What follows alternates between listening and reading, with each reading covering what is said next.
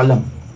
Yang terakhir sekali, hadirin mata Allah Subhanahu wa taala sekalian, bila mana kita berada di alam barzah, kita masuk satu alam yang mana digambarkan oleh baginda Nabi Muhammad sallallahu alaihi wasallam, yang mana disebut oleh kubur. Setiap hari dia berkata-kata, kubur ni, ana baitut turab, akulah rumah tanah. Ana baitul ghurab, akulah rumah untuk orang yang dagang. Ana baitud dud, akulah rumah tempat ulat-ulat duduk. Kita semua akan masuk dalam kubur nanti, hadirin mati Allah Subhanahu wa taala. Yang akan follow kita tiga. Yang akan pergi, yang pertama, ahluhu wa maluhu wa amaluh. Ahli keluarga kita akan datang. Harta benda kita akan sampai. Kereta kita, motor kita, rumah. Rumah tak datang lah. Yang mana datang menghadap kita ni, harta-harta benda semua datang belakang. Suami kita datang, anak-anak kita datang, cucu cicit, menanti kita datang. Wa yarji'u isnani wa yabqa wahidun. Dua akan pulang menghadap Allah, balik. Dua akan balik kembali ke rumah. Akan kekal satu saja, iaitu yang akan kekal dengan kita, amalan kita, tuan-tuan Allah Subhanahu wa taala sekalian. Duduklah kita seorang diri dekat sini dalam keadaan yang kalau kita duduk keadaan gembira, alhamdulillah, syukur kepada Allah Subhanahu wa taala.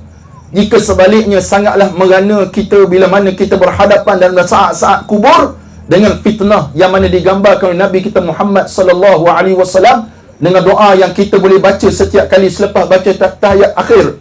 Allahumma inna na'udzubika min azabil qabri. Ya Allah, jauhkan kami daripada azab kubur.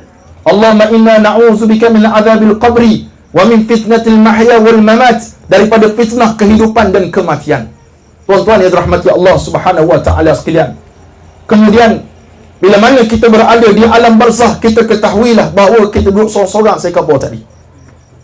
Kita nak balik ke dunia tak boleh dah. Kita nak minta kepada Allah Subhanahu wa taala kesempatan untuk balikkan kami ke dunia tak boleh, tuan-tuan sekalian. Saya waktu mak saya meninggal, saya harap sangatlah kalau mak aku bermimpi bertemu dengan mak akan cakap, Umi akan cakap, Bakri, Umi hidup lagi, tolong gali balik kubur Umi, keluarkan Umi daripada kubur. Saya berharap macam tu.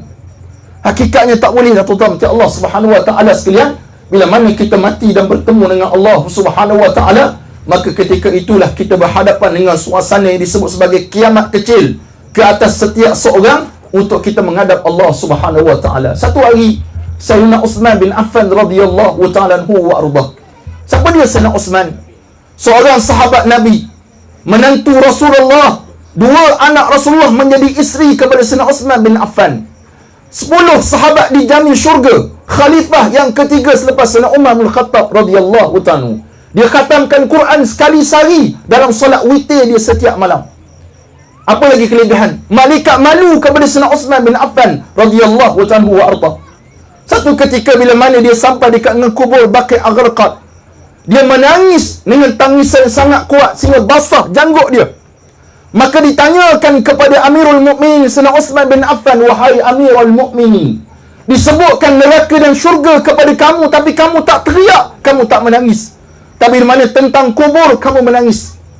Maka jawab Sayyidina Uthman bin Affan, saya sebut dah tadi manakib dia, 6 manakib dia, banyak lagi. Profil diri dia itu orang sangat hebat di sisi Allah Subhanahu wa taala. Dia kata, innal qabr, sesungguhnya kubur awwalu manazilil akhirah, awal-awal tempat untuk kita bertemu dengan akhirat nanti. Tempat kita akan duduk namanya kubur. Kalau kita selamat dalam kubur ini, kata dia, selepasnya akan lebih aisar minhu, lebih mudah daripada kubur ini. Tetapi kalau kita tak selamat dalam alam kubur ni, hadirin mati Allah Subhanahu wa taala, maka selepas itu akan lebih susah lagi buat kita. Maka apa yang kita nak pada malam ni, tuan-tuan mati Allah Subhanahu wa taala, seperti mana kata Tuan Iman tadi, tamrin ni untuk membiasakan diri. Mungkin inilah kali pertama dibuat di peringkat ini. Mungkin tempat lain pun sama juga, insya-Allah. Tapi apa yang kita nak, tuan-tuan mati Allah Subhanahu wa taala, yang pertama pengharapan kita kepada Allah Subhanahu wa taala agar kita istiqamah. Lalu tiap-tiap hari dekat kubur ni, tuan-tuan, apa yang kita kena buat? Bagi salam. Dan kita ketahui bahawa bila mana kita mati nanti kita akan duduk kat sini juga. Yang kedua, kita mengharapkan, tuan-tuan mati Allah Subhanahu wa taala, bila kita melihat kubur ini, kita akan insaf di atas dosa-dosa yang pernah kita buat. Dosa yang kita buat ni banyak sangat, tuan-tuan. Yang mana ada orang tahu, yang mana orang tak tahu. Yang orang tak tahu lebih banyak daripada apa yang orang tahu.